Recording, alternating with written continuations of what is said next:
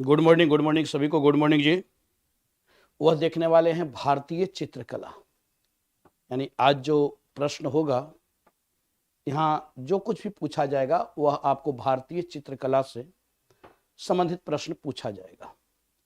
ऐसे भी जहाँ तक अगर देखा जाए तो पेंटिंग की बात की जाए तो चित्रकला सबसे प्राचीन कला में से एक मानी जाती है। यानी भारत की जितनी भी कला के जो भी रूप हैं, चाहे वह मूर्ति कला हो, स्थापत्य कला हो, नृत्य कला हो, संगीत कला हो, इन सब में आप देखो तो चित्रकला सबसे प्राचीन कला है। और चाहे कला कोई भी हो, मूल रूप से कला का जो उद्देश्य होता है वह होता है अपने भावना और विचारों को अभिव्यक्त करना। यानी मनुष्य अपनी भावना और विचारों को कला के माध्यम से ही अभिव्यक्त करता है। कला की कुछ अपनी विशेषता भी है। अगर भारतीय कला के विषय में आप लोगों ने पढ़ा है तो आपने देखा होगा कि भारतीय कला की कुछ अपनी विशेषता है। एक तो भारतीय कला की विशेषता है कि भारतीय कला काफी प्राचीन है। विश्व के सबसे प्राचीनतम सभ्यता संस्कृति में से न केवल भारत एक देश है, बल्कि विश्व की प्राचीनतम कलाकृतियां भी हमारे यहाँ उपलब्ध हैं। दूसरी चीज की कला में आप देखोगे कि अभिव्यक्ति की प्रधानता, यह भारतीय कला की विशेषता है। कला में आप देखो तो भारतीय कला की एक विशेषता है कि प्रतीकों के माध्यम से अभिव्यक्ति, तो धार्मिकता का समावेश, ये सब भारतीय कला की कुछ अपनी विशेषताएं हैं। तो यहाँ पे हम लोग कला को अगर देखें चित्रकला के संदर्भ में, आज जिसे हम लोग देखने वाले हैं, तो चित्रकला के आप देखें तो सबसे प्राचीनतम अभिव्यक्ति हमें इसकी पाषाण काल से मिलनी शुरुआत हो जाती है। और पाषाण काल में हम लोग देखते हैं कि पाषाण काल में जो चित्रकला के जो साक्ष्य हैं वह हम केव पेंटिंग के रूप में प्राप्त कर पाते हैं, गुफा चित्रकारिता के रूप में।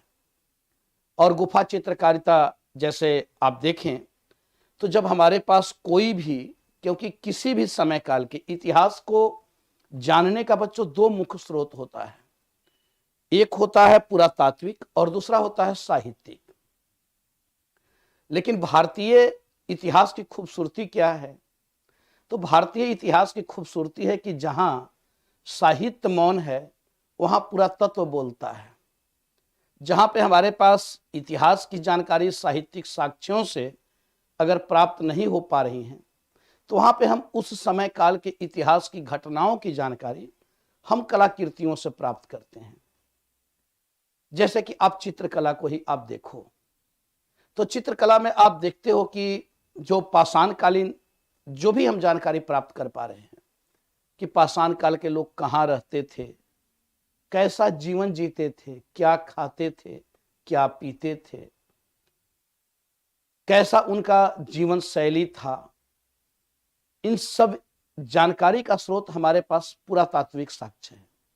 और वह पुरातात्विक साक्ष्य में चित्रकला जो हमें पाषाण काल की गतिविधियों की जानकारी प्रदान कर रहा है कि उस समय काल के लोग किस प्रकार के जीवन यापन करते थे। अगर भीमबेटका गुफा चित्र हमारे पास नहीं होता तो क्या हम पाषाण काल के लोगों को जान पाते कि वे लोग कैसी जीवन जी रहे थे?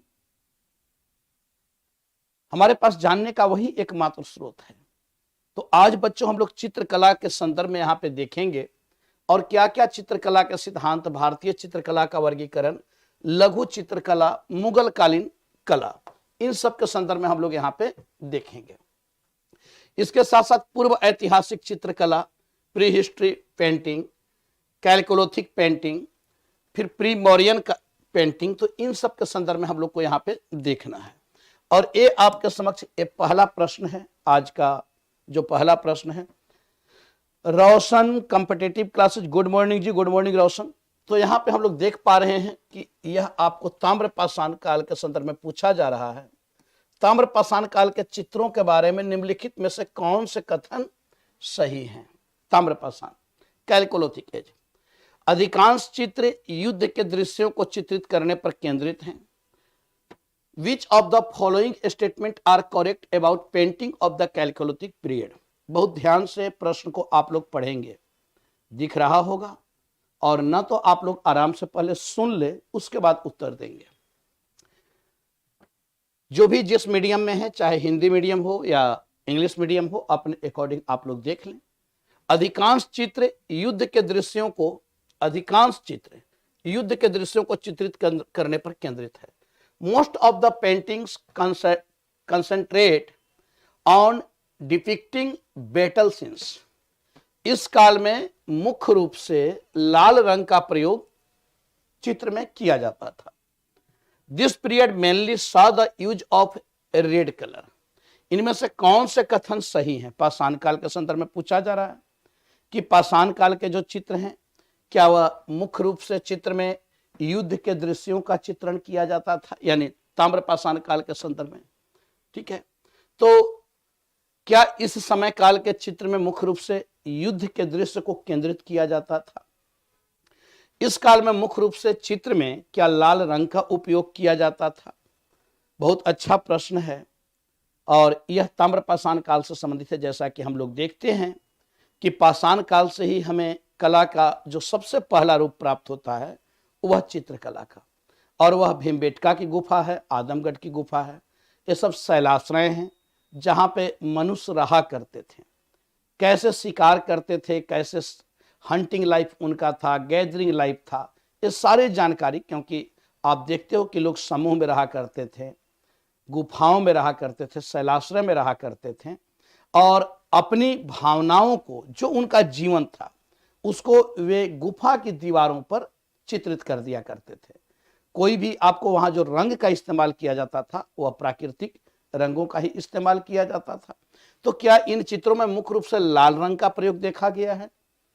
यहां आप देख रहे हैं अधिकांश चित्र युद्ध के दृश्यों को चित्रित करने पर केंद्रित है। तो आप देखें अधिकांश चित्र युद्ध के दृश्यों को चित्रित करने पर केंद्रित है।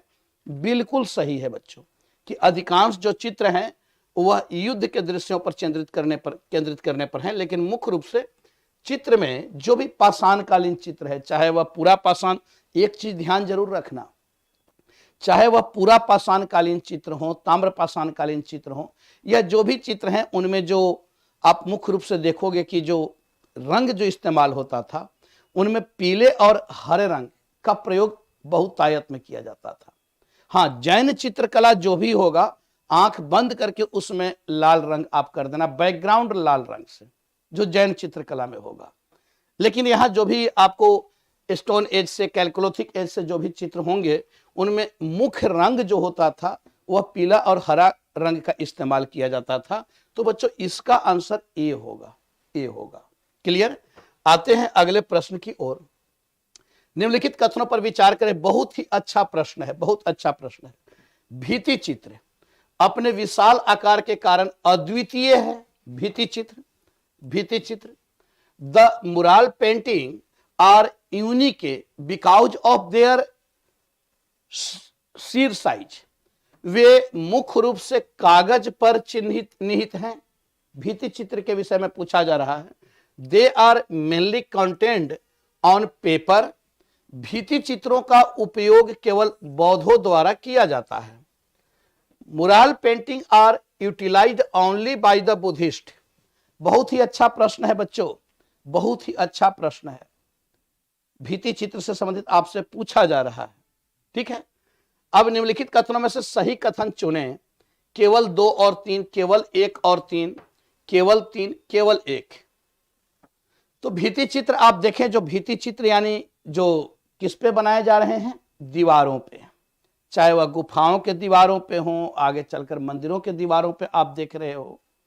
तो ये चित्र आपको बनाए जा रहे हैं और ये विशाल आकार के होते हैं, बड़े आकार के।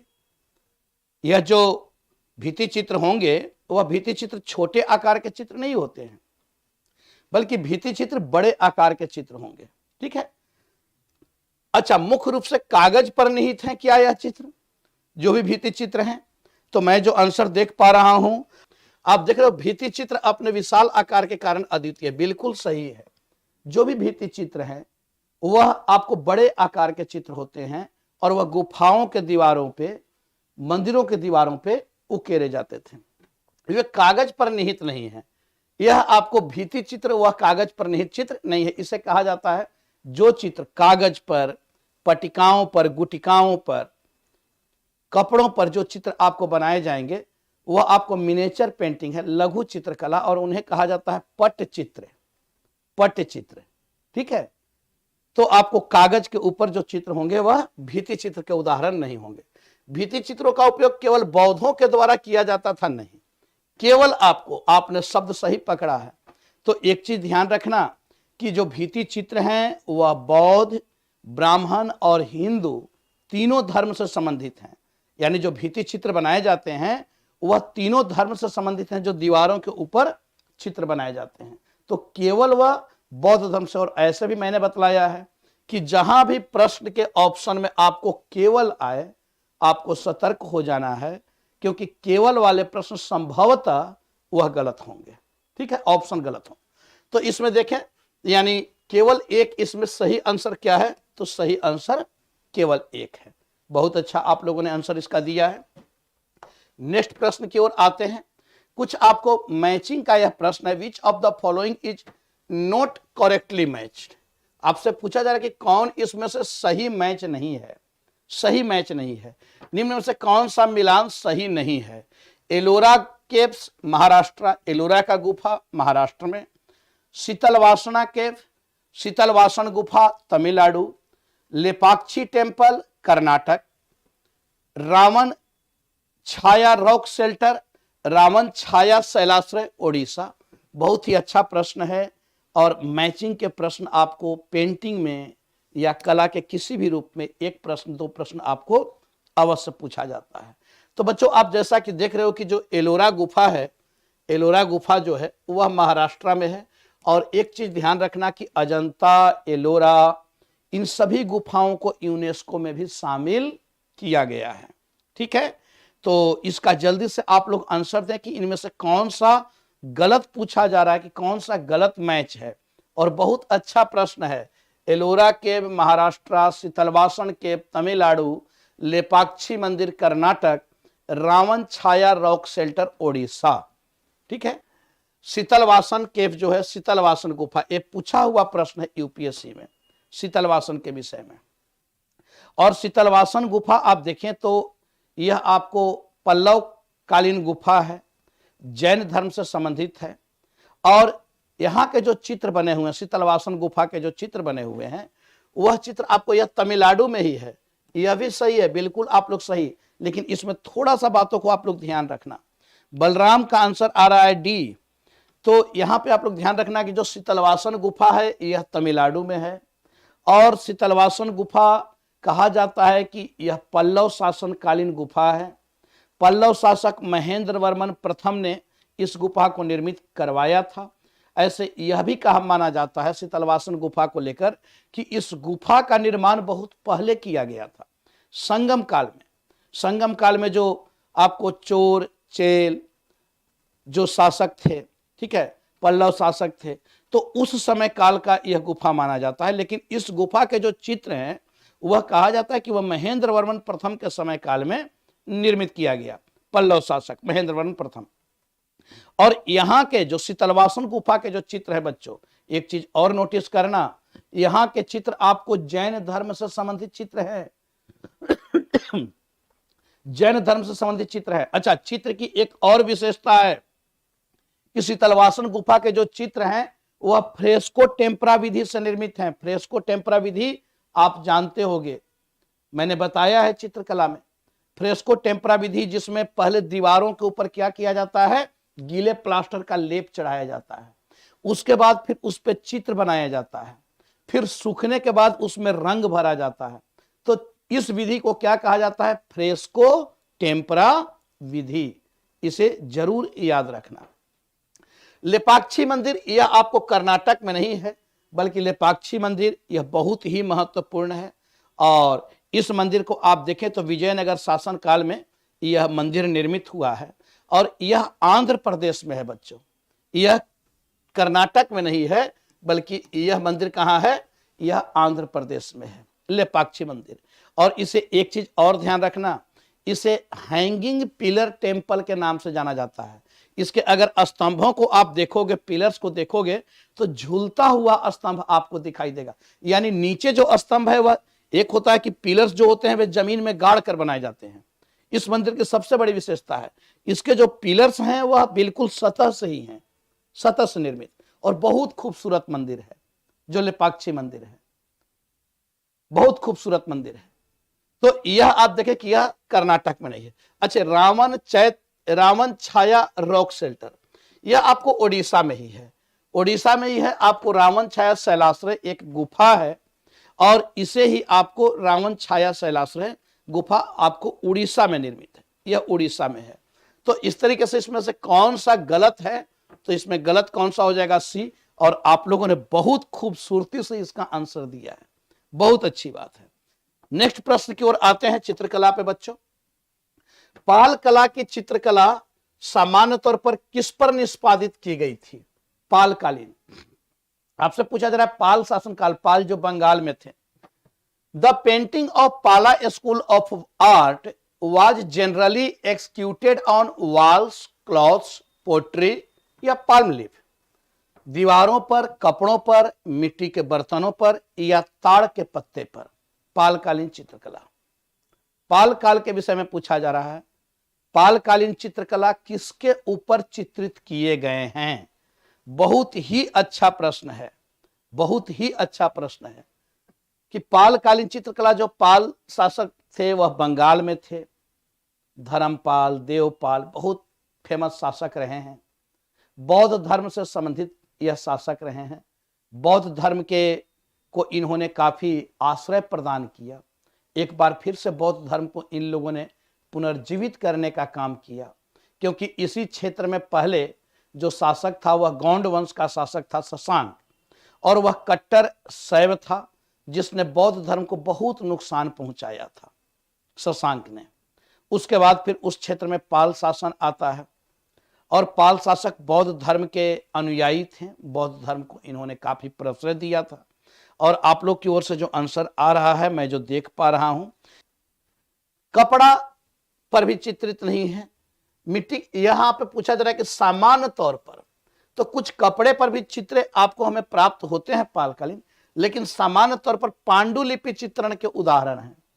और पांडुलिपि चित्रण किस पे होता था? तो ताड़पत्र, भोजपत्र के ऊपर। ठीक है, नहीं गीता बेटा, ये कपड़े के ऊपर पट चित्र तो है, वो पटुआ कलाकारों के द्वारा जब चित्र बनाया जाएगा उसे पट चित्र कहा जाता है, लेकिन वह बाद का है। कागज तो अभी आया ही नहीं है, अभी तो कागज आया है नहीं। हाँ, कुछ कपड़ों के ऊपर भी चित्र हमें, लेकिन मुख्य रूप से यहां पे पूछा जा रहा है कि सामान्य तौर पर पांडुलिपि चित्रण है। पालकालीन जो चित्र है वह पांडुलिपि चित्रण है, और ताड़पत्र, भोजपत्र के ऊपर उनको चित्रांकित किया गया है, कपड़े के ऊपर चित्रांकित नहीं है। बिल्कुल आप लोगों ने सही उत्तर दिया है, बिल्कुल आप लोगों का आंसर सही है। इसका डी उत्तर होगा, क्योंकि सामान्यतः ताड़पत्र, चर्मपत्र और कागज पर। ठीक है, कागज पर तो बाद में, चूंकि अभी यहां पे कागज आया ही नहीं है, कागज को लाने का श्रेय आपको तुर्कों को दिया जाता है। तो यह आपको ताड़पत्र पे है, चर्मपत्र पे भी है, चमड़े के ऊपर भी, चमड़े के ऊपर भी चित्र आपको बनाए गए हैं जो पालकालीन चित्र हैं। तो चर्मपत्र पर भी चित्र बनाए जा रहे हैं। यह आपको पांडुलिपि चित्रण का उदाहरण है। नेक्स्ट प्रश्न की ओर आते हैं। बहुत ही अच्छा प्रश्न है, थोड़ा सा ध्यान से इसको आप लोग सुन लेना। पहले प्रश्न को, वह चित्रकला के लिए समर्पित एक पूरे विभाग की स्थापना करने के लिए उत्तरदायी था। अब किसके विषय में कहा जा रहा है कि वह चित्रकला के लिए समर्पित एक पूरे विभाग की स्थापना के लिए उत्तरदायी था और अपने दस्तावेजों की नकल करवाता था। उसने तस्वीर खाना नामक एक औपचारिक कलात्मक स्टूडियो की स्थापना किया, जहां कलाकारों को वेतन पर काम पर रखा गया और अपनी शैली विकसित किया। उन्होंने चित्रों को अध्ययन और मनोरंजन के साधन के रूप में देखा। वह कौन है? He was responsible for the establishment of an entire department devoted to the painting and scribing of his documents. He established a formal artist studio called Tasvir Khana, जिसे तस्वीर खाना कहा गया, where the artist were hired on salary and they developed their own styles. He looked upon painting as a means of study and amusement. He is Shahjahan, Akbar, Jahangir, Aurangzeb.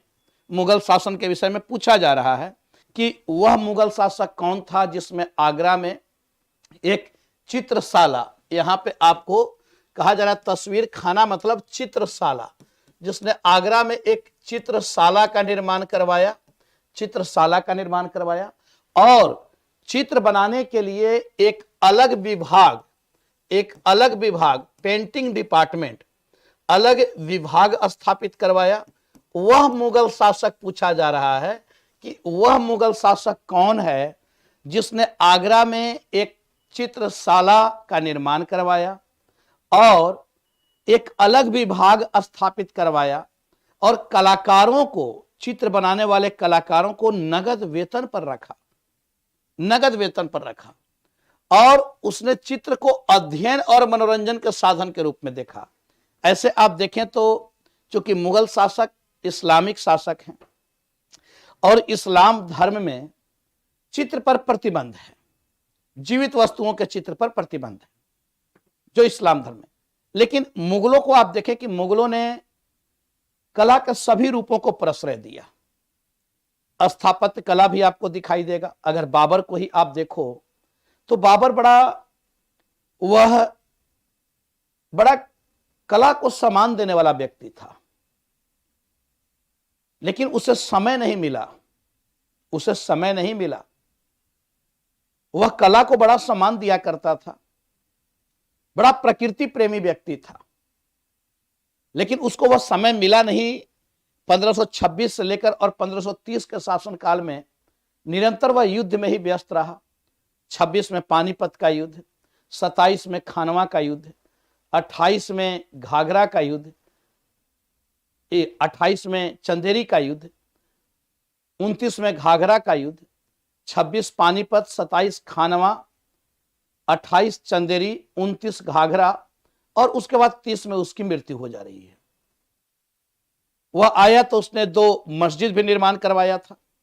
एक मस्जिद का निर्माण आपको काबुली बाग मस्जिद का निर्माण करवाया था पानीपत में और दूसरा संभल का जामा मस्जिद का निर्माण करवाया था, जो आज काफी विवादों में भी है, क्योंकि यहां से प्रश्न भी आपसे पूछा जाएगा, बाबरकालीन कलाकृतियों पर भी प्रश्न पूछा जाएगा. आगे आप लोग देखते हैं कि बाबर के बाद, बाबर कला प्रेमी भी था. उसके बाद फिर उसके समय में आपको फारस के चित्रकार बिहजाद के शिष्य आपको भारत में आया था. उसके बाद फिर हुमायूं, चूंकि हुमायूं को फुर्सत नहीं मिला, समय मिला नहीं, उसका शासनकाल अव्यवस्थित रहा और उसे निर्वासित भी होना पड़ा. इसलिए कला का कोई रूप बहुत ज्यादा हमें दिखाई नहीं देता है. फिर आप देखते हो अकबर के समय काल में, तो अकबर के समयकालीन जो कला है वह उसकी मजबूती को दर्शाता है. फिर हम लोग देखते हैं जहांगीर के शासनकाल में, तो जहांगीर चित्रकला को बहुत प्रश्रय दिया, लेकिन अकबर के समय में ही आगरा में एक चित्रशाला का निर्माण करवाया गया था. ठीक है, चित्रशाला का निर्माण अकबर के समय में ही किया गया था और अकबर ने चित्रकला के लिए एक अलग विभाग स्थापित करवाया था, एक अलग विभाग जिसमें चित्रकारों को पेमेंट दिया जाता था. और अकबर का मानना था कि यह चित्रकला ही है जो मनुष्य और ईश्वर में अंतर डालने का काम करता है, क्योंकि मनुष्य अगर यह कला का यह रूप नहीं होता तो मनुष्य भी अपने आप को ईश्वर मानता, क्योंकि मनुष्य कोई भी किसी का भी चित्र डिटो बना सकता है, मूर्ति बना सकता है, लेकिन उसमें जीवन नहीं दे सकता. और वही जो ईश्वर के बनाए हुए चित्र हैं वह सजीव हैं, वह चलते फिरते नजर आते हैं. कोई भी चित्रकार किसी का भी चित्र बना ले, किसी जानवर का चित्र बना ले, किसी व्यक्ति का चित्र बना ले, बड़े बड़े चित्रकार थे, लेकिन क्या उसमें जीवन भर सकते थे? तो अकबर कहता है इस कला को लेकर कि यह कला ही है जो मनुष्य और ईश्वर में भेद उत्पन्न करता है, और यह मनुष्य को बोध कराता है कि तुम कुछ भी हो लेकिन उस चित्रकार से बड़े नहीं हो जिसके बनाए हुए चित्र चलते फिरते नजर आते हैं। और तब जाकर मनुष्य को अपनी कमियों का एहसास होता है। उसे पता चलता है कि हमसे बड़ा भी कोई पेंटर है, हमसे बड़ा भी कोई स्कल्पचर है, कोई मूर्तिकार है। उसके बनाए हुए मूर्ति, उसके बनाए हुए चित्र बिल्कुल सजीव हैं। तो यह आपको बच्चों कौन है जिसने चित्रकला के लिए आगरा में चित्रशाला का स्थापित करवाया और एक अलग विभाग स्थापित करवाया? बच्चों वह अकबर है, वह अकबर है। तो यहां पे जहांगीर नहीं होगा। जो आप लोग, बहुत आप में से कुछ बच्चों ने इसमें अकबर दिया है, जैसे रवि ने अकबर बताया है, गुंजा ने अकबर बताया, बहुत अच्छी बात है। जहांगीर नहीं, ठीक है। जहांगीर के शासनकाल में चित्रकला के व्यापक आपको देख रहे हो कि विकास हुआ है, लेकिन जहांगीर नहीं। आगरा में चित्रशाला, और यह पूछा हुआ प्रश्न है, यूपीएससी में पूछा हुआ प्रश्न है, अगर आप लोग प्रीवियस ईयर पेपर देखोगे तब। निम्नलिखित कथनों पर विचार करें। शाहजहां को चित्रों में कृत्रिम तत्वों को बनाना पसंद था। Shahjahan like to create artificial elements in the paintings. वह यूरोपीय प्रभाव से प्रेरित था। यानी शाहजहां को चित्रों में कृत्रिम तत्व यानी आर्टिफिशियल एलिमेंट्स, जो आर्टिफिशियल एलिमेंट्स थे वह शाहजहां, क्या आपसे पूछा जा रहा है कि क्या शाहजहां कालीन चित्रों में आर्टिफिशियल एलिमेंट्स दिखाई देते हैं? क्या शाहजहां कालीन जो चित्र है उसमें यूरोपीय प्रभाव भी दिखाई देता है? बहुत ही अच्छा प्रश्न है कि शाहजहां कालीन चित्र में क्या आर्टिफिशियल एलिमेंट्स, क्या कृत्रिम तत्वों को वहां पे हमें बोध होता है?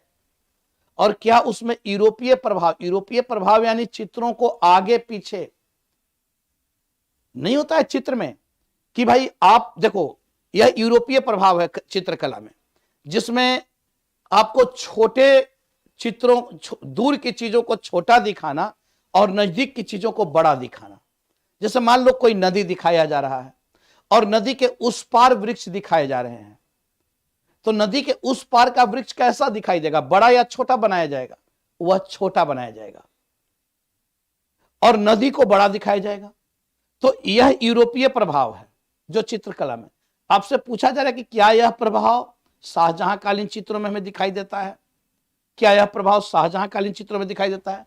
तो बिल्कुल सही है कि शाहजहां को चित्रों में कृत्रिम तत्वों को बनवाना पसंद था, और वह जो कृत्रिम जो तत्व थे वह यूरोपीय प्रभाव यानी चित्रों को बड़ा छोटा दिखाना। कैसे? तो दूर की चीजों को छोटा और नजदीक की चीजों को बड़ा दिखाना।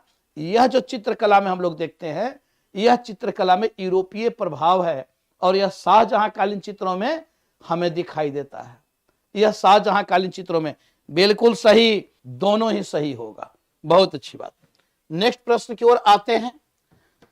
कुछ क्षेत्रीय कला को हम लोग देखते हैं। अब देखो एक पूछा जा रहा है, बहुत अच्छा प्रश्न है। सामंत सिंह, नागरी दास और निहाल चंद किस कला से जुड़े थे? मेवाड़ चित्रकला, किशनगढ़ चित्रकला, बूंदी चित्रकला या अंबेर जयपुर चित्रकला? अंबेर जयपुर चित्रकला। अब किस चित्रकला से जुड़े हुए थे? सामंत सिंह, नागरी दास और निहाल चंद। क्षेत्रीय चित्रकला है। जैसे हम लोग देखते हैं कि राजपूत शासकों ने भी चित्रकला को काफी प्रश्रय दिया, और वहां पे अलग अलग चित्रकला की शैलियां स्थापित हुई, जिसमें मारवाड़ शैली, मेवाड़ शैली, बूंदी शैली, कोटा कलम शैली, है ना। तो ये सब आप देखते हो कि कला की अलग अलग शैलियां विकसित हुई है। और इसमें पूछा जा रहा है कि ये कुछ चित्रकार हैं, सामंत सिंह, नागरी दास और निहाल चंद। करण ने सही आंसर दिया है किशनगढ़ शैली। और किशनगढ़ शैली का बच्चों एक चित्र है बनी ठनी का चित्र, आप लोगों ने सुना होगा। यह सामंत सिंह ने बनाया था, बनी ठनी का चित्र, बनी ठनी। और बनी ठनी का जो चित्र है यह एक काल्पनिक प्रेमी का चित्रण है। किसका है? काल्पनिक प्रेमी का चित्रण। जैसे मोनालिसा है ना, मोनालिसा कोई रियल महिला का चित्रण नहीं है, एक काल्पनिक महिला का चित्रण है, जिसे लियोनार्डो दा विंची जो इटली का जो चित्रकार था उसने बनाया था। एक सांवली सी दिखने वाली महिला, लेकिन उस महिला का रहस्य क्या था, उस महिला की खूबसूरती क्या था, उसकी मुस्कान, रहस्यमयी मुस्कान। तो उसी प्रकार से आप देखोगे यहां पे बनी ठनी का जो चित्रण है, जो सावंत सिंह जो किशनगढ़ चित्रकला शैली से जुड़े थे, और यह आपको निहाल चंद, सावंत सिंह, ये सभी किशनगढ़ चित्रकला के शैली के चित्रकार हैं। राजस्थानी चित्रकला को आपको जरूर देखना है, ठीक है। तो बनी ठनी यह आपको काल्पनिक प्रेमी का चित्रण है। अच्छा, राजस्थानी चित्रकला को आप देखें तो राजस्थानी चित्रकला में जैसे प्रकृति चित्रण आपको दिखाई देगा, बारहमासा चित्रण आपको दिखाई देगा, महिला चित्रण पर विशेष बल दिया जाएगा। राजस्थानी चित्रकला में महिलाओं का जो चित्र होगा वह काफी आपको लंबी कदकाठी की महिलाएं होंगी, उनकी अंगुलियां लंबी लंबी, गर्दन लंबी लंबी, आंखें लंबी लंबी, आपको खंजस नयन, तो इस तरीके से आपको छरहरी बदन, वहां के चित्रों की खास विशेषताएं हैं, ठीक है। हाँ, इसे भारत की मोनालिसा बोला जाता है बनी ठनी को। और यह कृष्ण और राधे का जैसे चित्रण होता है ना, तो यह काल्पनिक चित्रण है बनी ठनी, और यह किशनगढ़ शैली के अंतर्गत है। सावंत सिंह, निहाल चंद इसी शैली से जुड़े चित्रकार हैं, तो इसका बी सही होगा। नेक्स्ट आते हैं बच्चों, निम्नलिखित में से कौन सी मुगल शैली की चित्रकला की विशेषताएं हैं। मुगल चित्रकला शैली की विशेषता पूछा जा रहा है, और यह भी बहुत अच्छा प्रश्न है। Which of the following are the features of the Mughal style of painting. यह फारसी लघु चित्रकला शैली पर आधारित थी। It is based on Persian miniature painting style. यह सामान्य तौर पर भक्ति या धार्मिक प्रकृति की होती थी। मुगल चित्रकला क्या सामान्य तौर पर धार्मिक प्रकृति की या भक्ति प्रकृति की होती थी। इट इज यूजुअली डिवोशनल और religious in nature. Choose from the gods. निम्नलिखित में से सही उत्तर का चयन करें, सही उत्तर का चयन करें। बहुत ही अच्छा यह प्रश्न है, मुगल चित्रकला के विषय में पूछा जा रहा है, उनकी विशेषता कि मुगल चित्रकला शैली की क्या विशेषता है। क्या वह फारसी चित्रकला शैली पर आधारित था? क्या मुगल कालीन चित्रकला लघु चित्रकला के रूप में है, लघु चित्रकला के रूप में है? क्या मुगल कालीन चित्रकला पर भक्ति या धार्मिक प्रकृति के चित्रण दिखाई देते थे? प्रभाव इस पर दिखाई देगा। फारसी प्रभाव कहां दिखाई देगा? तो मुगल कालीन चित्रकला पर देखो, फारसी, भारतीय और यूरोपीय। अगर आपसे इफेक्ट की बात पूछा जाए तो तीनों प्रभाव हमें दिखाई देता है। फारसी प्रभाव कहां दिखाई देता है? दरबारी चित्रण के रूप में। दरबारी चित्रण, यह जो दरबार का जो चित्रण है यह फारसी प्रभाव है। अगर भारतीय प्रभाव आप देखें, भारतीय प्रभाव देखें तो प्रकृति चित्रण के रूप में यह भारतीय प्रभाव, प्रकृति चित्रण के रूप में, जिसमें उमड़ते घुमड़ते बादल का चित्रण, जिसमें आपको पर्वतों का चित्रण, पहाड़ों का चित्रण, जिसमें आप देखते हो कि आपको जानवरों के युद्ध का चित्रण। यह राजपूती प्रभाव है जो मुगल कालीन चित्रकला पर।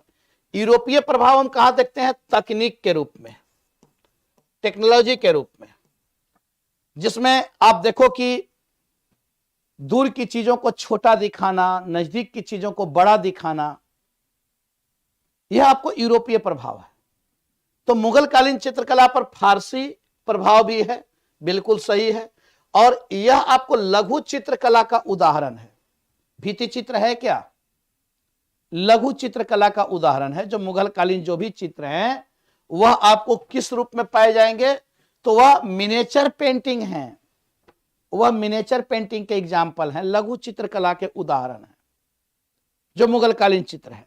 अच्छा, इसके साथ साथ क्या सामान्य तौर पर भक्ति या धार्मिक प्रकृति के चित्रण है क्या? यहां पे कहां धार्मिक और भक्ति?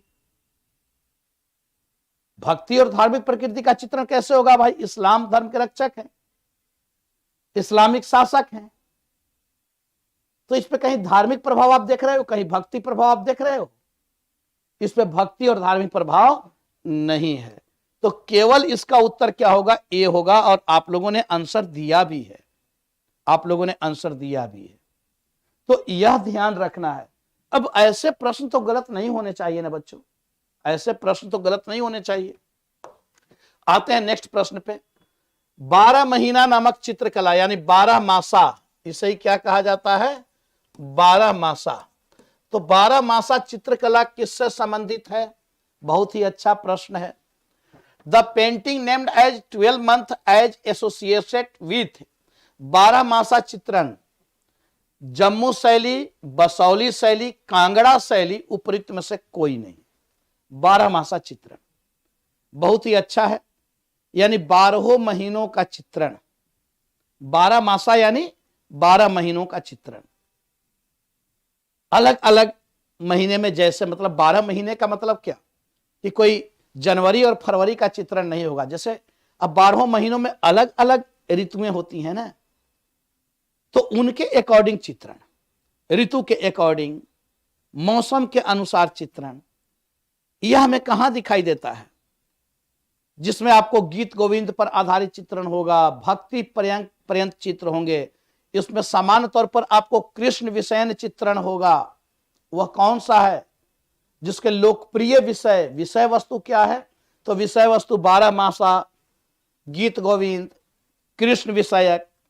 तो यहां पे मैं जो देख पा रहा हूं, जो 12 मासा चित्रण है, यह कांगड़ा शैली की विशेषता है, जिसमें प्रकृति चित्रण भी होगा। क्योंकि होता क्या है कि जब इस्लामिक शासकों का प्रभाव जब राजपूताना क्षेत्र पर होता है, तो बहुत सारे जो राजपूत जो कलाकार थे, वह भागकर पहाड़ों में शरण ले लेते हैं, और पहाड़ों में शरण लेते हैं तो वहीं पे पहाड़ी शासकों उनको संरक्षण देते हैं, और चित्रकला की एक नई शैली विकसित होती है, जिसे पहाड़ी चित्रकला शैली के नाम से जाना जाता है। उसी में आपको कांगड़ा शैली है, जहां के चित्रों की सबसे बड़ी विशेषता है 12 मासा चित्रण, प्रकृति चित्रण, जिसके विषय वस्तु गीत गोविंद हैं, जिसके विषय वस्तु कृष्ण विषयक चित्रण है। बिल्कुल सही इसका उत्तर आपने दिया है। नेक्स्ट आते हैं, इस लोक चित्रकला में महिला कलाकारों का विशेष एकाधिकार है। किस लोक चित्रकला में महिला कलाकारों का विशेष एकाधिकार है? और इसमें प्रतीकात्मक आकृतियां पाई जाती है, यानी चित्र को प्रकृति कैसे बनाया जाता है? तो प्रतीकों के माध्यम से अभिव्यक्त किया जाता है।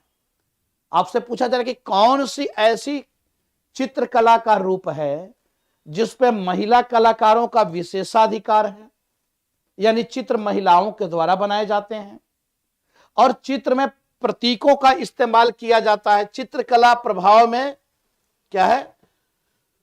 2D है, यानी सेकेंड डायमेंशन है, और अंतराल आंकड़ों और प्रकार से भरे हुए हैं, आंकड़ों और प्रकार से भरे हुए हैं। यह कौन सी चित्रकला की शैली है? वर्ली चित्रकला, मधुबनी चित्रकला, मंजूषा चित्रकला या थांगटा चित्रकला, है ना? थांगटा चित्रकला कौन सी? तो दिस फोक पेंटिंग, यह आपको लोक कला, लोक चित्रकला के विषय में पूछा जा रहा है, ना कि भित्ति चित्र, ना लघु चित्र, लोक कला के विषय में कि कौन सी ऐसी लोक चित्रकला है। This folk painting has the exclusive monopoly of women artist, जिसमें महिला कलाकारों का एकाधिकार या वर्चस्व है। And symbolic figures are found in it, और उसमें प्रतीकात्मक चित्र पाए जाते हैं। Painting are 2D in effect and gaps are filled with figure and patterns, और जो गैप हैं, जो इस तरीके से गैप है, इसमें क्या होता है? तो इसमें आपको फिगर कुछ चित्र दिए होते हैं, पैटर्न्स कुछ बनाए होते हैं। तो वह चित्रकला का कौन सा रूप है? देखो, वर्ली चित्रकला भी प्रतीकों के माध्यम से ही अभिव्यक्त किया जाता है, लेकिन यह जनजातीय चित्रण है, और इसमें महिलाओं का वर्चस्व नहीं है। मधुबनी चित्रकला बिहार की ही आपको एक चित्रकला शैली है जो मिथिला क्षेत्र से संबंधित है और यह महिला प्रधान चित्रण है। इसमें आप देखें तो चित्रों में जैसे धार्मिक चित्र भी, जैसे देवी का चित्र, राम कृष्ण का चित्र है ना, सीता राम का चित्र, राधे कृष्ण का चित्रण, लक्ष्मी पार्वती का चित्रण, इसके साथ साथ जन्म, विवाह समारोह, पर्व त्योहार आदि का चित्रण, भूमि चित्रण जिसे अरिपन चित्रण कहा जाता है, यह भी आपको मधुबनी चित्रकला शैली की विशेषता है। मंजूषा चित्रकला यह भी बिहार का ही है और बिहार के भागलपुर क्षेत्र से संबंधित है। थांगटा चित्रकला यह आपको नॉर्थ ईस्ट से संबंधित है, आसाम, मणिपुर थांगटा। तो यह आपको मधुबनी चित्रकला है जिसमें महिला कलाकारों का एकाधिकार है और चित्र प्रतीकों के माध्यम से, जिसमें हाथी, घोड़ा, ये सब आपको कोहबर चित्रण, भूमि चित्रण, इसके कुछ प्रकार हैं, आप लोग पढ़े होंगे, जिसमें कोहबर चित्रण, उसमें आपको विवाह की जोड़ी जो होता है, पहली रात जो होती है जब विवाह होता है वर और वधू को, तो एक कोहबर में बैठाया जाता है जिसमें दीवारों पर कुछ महिलाएं चित्र बनाती हैं, जिसमें प्रतीकों के माध्यम से भावनाओं को अभिव्यक्त किया जाता है, जिसमें हाथी, घोड़ा, इन सब चित्र को उकेरा जाता है। उसी प्रकार भूमि चित्रण जिसे आज रंगोली कहा जाता है, यह भी मधुबनी चित्रण की विशेषता है। भूमि चित्रण जिसे अरिपन कहा जा रहा है। तो इस तरीके से चित्रण, इसमें महिला कलाकारों की, महिलाओं के द्वारा ही। इसमें मछली का चित्र विशेष तौर पर आप देखोगे, कपड़ों के ऊपर चित्र बनाए जाते हैं, कपड़ों के ऊपर भी चित्र बनाए जाते हैं जिसमें मछली का चित्र होता है। तो यह आपको मधुबनी चित्रकला की विशेषता है। क्लियर है? आगे आते हैं। नेक्स्ट आपको कुछ आधुनिक चित्रकला। पटुआ कला कहां से संबंधित है? पटुआ राजस्थान, ओडिशा, झारखंड, बंगाल। बहुत ही अच्छा प्रश्न है और बहुत आसान प्रश्न है। पटुआ चित्रकला कुछ ऐसा मॉडर्न पेंटिंग है, ध्यान देना। आधुनिक चित्रकला जरूर प्रश्न पूछा जाएगा जिसमें आपको कलमकारी चित्रण होगा, पटुआ चित्रण होगा, वर्ली चित्रण होगा, ये सब आधुनिक चित्रकला में आते हैं। मधुबनी चित्रकला होगा, मंजूषा चित्रकला होगा, इसके साथ साथ आप देखें तो कालीघाट पेंटिंग होगा। ये सब मॉडर्न पेंटिंग है, ये सब मॉडर्न आधुनिक चित्रकला शैली। और आधुनिक चित्रकला शैली में कुछ चित्रकला को आपको जरूर याद ध्यान रखना है बच्चों। आधुनिक चित्रकला में इसको जरूर पढ़ना है आपको, जिसमें कौन कौन? पटना कलम शैली, पटना कलम शैली जरूर देखना, एग्जाम में जरूर पूछा जाएगा। इसके साथ साथ और आधुनिक चित्रकला में कौन सा आएगा? कालीघाट चित्रण, कालीघाट चित्रण, कालीघाट चित्रण। इसके साथ साथ पटुआ कला, पटुआ कला, पटुआ कला।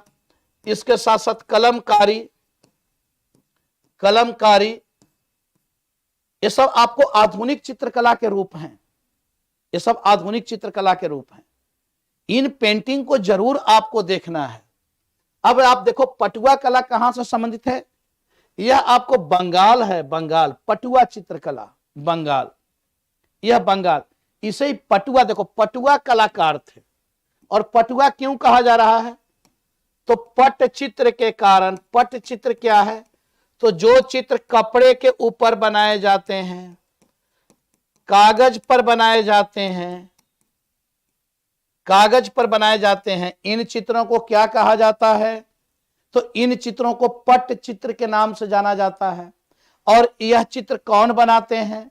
तो पटुआ कलाकार। और यह कहां से हैं? यह बंगाल से हैं। अब बंगाल के इन कलाकारों के द्वारा हुआ क्या कि जब अंग्रेजों ने बंगाल पर शासन किया तो अब एक कलाकार हो गए बेरोजगार। कलाकार भी तो बेरोजगार हुए। ब्रिटिश शासन काल ने बेरोजगारी को भी तो जन्म दिया था। पहले हमारे राजा महाराजा थे, लोगों के संरक्षण दिया करते थे, रोजगार दिया करते थे। कोई संगीतकार होता था दरबार में, कोई नृत्यकार होता था दरबार में, कोई सेना के रूप में होता था, कोई चित्रकार के रूप में होता था। लेकिन ब्रिटिश शासन काल में इन सब का रोजगार छीन गया क्योंकि अंग्रेजों ने शासन स्टार्ट किया। और उन राज्यों को समाप्त कर दिया गया, राजाओं को समाप्त कर दिया गया। अब उन राजाओं के जितने भी अधीन जो लोग थे, जो आश्रयदाता थे, सभी बेरोजगार हो गए। तो ऐसे ही में पटुआ कलाकार भी थे, पटुआ कलाकार। अब इन लोगों ने क्या किया कि देवी देवताओं का चित्रण उनकी कहानियों के माध्यम से, उनके यानी चित्रों के माध्यम से उनकी कहानियों को बताने लगे। और ये मिनिएचर पेंटिंग का उदाहरण है, ये मिनिएचर पेंटिंग का उदाहरण है, जिसमें कागज के ऊपर चित्र को बनाया गया और इसे कहा गया पटचित्र। क्या कहा गया? पटचित्र, जिसको लेकर वे बेचते थे। आखिर किसी तरीके से तो अपना जीवन यापन चलाएंगे। तो इन लोगों को पटुआ कलाकार, यही पटुआ कलाकार थे जो देवी देवताओं के चित्र को कागजों पर उकेरे और उसको बेचते थे। और यह जो कलाकार थे, यह सभी आपको, कालीघाट एक मंदिर था, कलकत्ता में एक कालीघाट मंदिर है, तो उसी मंदिर के इर्द गिर्द, उसी मंदिर के चारों तरफ एक कलाकार अपने चित्र को बनाकर बेचा करते थे। इसलिए इस चित्र को क्या कहा गया? इसे ही कालीघाट पेंटिंग कहा गया। समझ में आ रहा है? क्योंकि ये जो चित्रकार थे, जो पटुआ कलाकार, ये उसी काली मंदिर के इर्द गिर्द बैठकर अपने चित्रों को बनाकर बेचते थे। और उनमें चित्र क्या होता था? धार्मिक चित्रण, जिसमें देवी देवताओं को चित्रों के माध्यम से उनके कथानकों को व्यक्त किया जाता था। तो यह पटुआ कलाकार थे और इसे ही कालीघाट पेंटिंग कहा जाता है। नोटिस कर लेना, इसे ही कालीघाट पेंटिंग कहा जाता है। यह आपको बंगाल न कि झारखंड है। ठीक है बलराम? ओके, तो यह आपको बंगाल से। नेक्स्ट आते हैं मंजूषा चित्रकला। सुने होंगे, मंजूषा चित्रकला के बारे में निम्नलिखित कथनों पर विचार करें। बहुत अच्छा प्रश्न है। यह मुख्य रूप से राजस्थान में पाया जाता है और एक स्क्रॉल प्रकार कला है, स्क्रॉल पेंटिंग है। It is predominantly found in Rajasthan and is a scroll type art. इसमें सांप की आकृतियां हमेशा मौजूद रहती है, इसलिए इसे सांप की चित्रकला भी कहा जाता है। Since snake motifs are always present in it, that's why it is also called snake painting. इनमें से कौन सा या से कथन सही हैं? Which of this statement is are correct? केवल एक, केवल दो, इनमें से दोनों, दोनों में से कोई नहीं। बहुत ही अच्छा प्रश्न है, इसे गलती मत कर देना। बहुत ही अच्छा प्रश्न है मंजूषा चित्रकला के विषय में बच्चों, कि मंजूषा चित्रकला के बारे में निम्नलिखित कथनों पर विचार करें। क्या यह मंजूषा चित्रकला राजस्थान में पाया जाता है, जो एक स्क्रॉल प्रकार का चित्रण है? इसमें सांप की आकृतियां हमेशा मौजूद रहती है, इसलिए इसे सांप चित्रण के नाम से भी जाना जाता है। तो मैं जो देख पा रहा हूं, मैंने इस पे बच्चों चर्चा भी किया था। शायद आप लोग तब ध्यान से सुन नहीं रहे हो हमारी बातों को। हमने चर्चा किया था, एक प्रश्न आया था पहले भी, मंजूषा। और मंजूषा कला बिहार की है, ना कि राजस्थान की। पहले तो इस बात को एकदम नोटिस कर लेना। मधुबनी, मंजूषा, ये सब बिहार के चित्रण है, बिहार की। मंजूषा बिहार के भागलपुर क्षेत्र से संबंधित है, राजस्थान नहीं। लेकिन यह जो मंजूषा चित्रकला है, यह स्क्रॉल चित्रण, स्क्रॉल पेंटिंग के नाम से भी जाना जाता है। और इसे बॉक्स पेंटिंग भी कहा जाता है। क्या कहा जाता है? इसे आपको बॉक्स पेंटिंग भी कहा जाता है, क्योंकि यह जो चित्र बनाया जाता है, किसके ऊपर बनाया जाता है? बक्से के ऊपर, बक्से के ऊपर, जिसमें इसको स्क्रॉल पेंटिंग इसलिए कहा जाता है, इसमें सांप की आकृतियां होती है। इसमें जो चित्र जो होता है वह सांप का चित्रण होता है, इसलिए इसे स्नेक पेंटिंग भी कहा जाता है। Box painting, scroll painting, snake painting, ये सभी मंजूषा चित्रकला। और यह जो चित्रकला, यह बिहुला विषहरी की कथानक पर आधारित है। किसकी कथानक? तो बिहुला विषहरी के कथानक पर आधारित है, जिसमें लड़की का भी, एक सांप के साथ साथ एक लड़की का भी चित्र बना होता है। लेकिन लड़की का एक ही पार्ट को उसमें दिखाया जाता है, शरीर के एक ही अंग को इसमें दिखाया जाएगा। और यह बॉक्स पेंटिंग है, बक्से के ऊपर चित्र बनाया जाता है। यह बिहार के भागलपुर क्षेत्र से संबंधित है और यह किसके कथानक पर आधारित है? तो बिहुला विषहरी के कथानक पर आधारित है और इसका केवल और केवल 20 सही होगा, राजस्थान का नहीं 20 सही होगा। ऐसे प्रश्न बच्चों गलत मत करना, ऐसे प्रश्न को गलत मत करना। मैं बार बार कहूंगा कि ऐसा प्रश्न गलत नहीं होना चाहिए। नेक्स्ट आते हैं, आज के सेशन का यह हमारा अंतिम प्रश्न है, अंतिम प्रश्न है आज के सेशन का, और अंत भला तो सब भला हो जाए, है ना। वारली चित्रकला आपसे पूछा जा रहा है कि सही ढंग से कौन मेल नहीं खाता है, कौन सही मैचिंग नहीं, विच of the following is not correctly matched, इनमें से कौन सही ढंग से मैचिंग नहीं है। वारली चित्रकला महाराष्ट्र, थांगटा चित्रकला सिक्किम, मंजूषा चित्रकला बिहार, कलमकारी चित्रकला केरल। वारली पेंटिंग महाराष्ट्र, थांगटा पेंटिंग सिक्किम, मंजूषा चित्रकला बिहार, कलमकारी चित्रकला केरल। बहुत ही अच्छा प्रश्न है, बहुत ही अच्छा प्रश्न है और यह प्रश्न गलत नहीं होना चाहिए।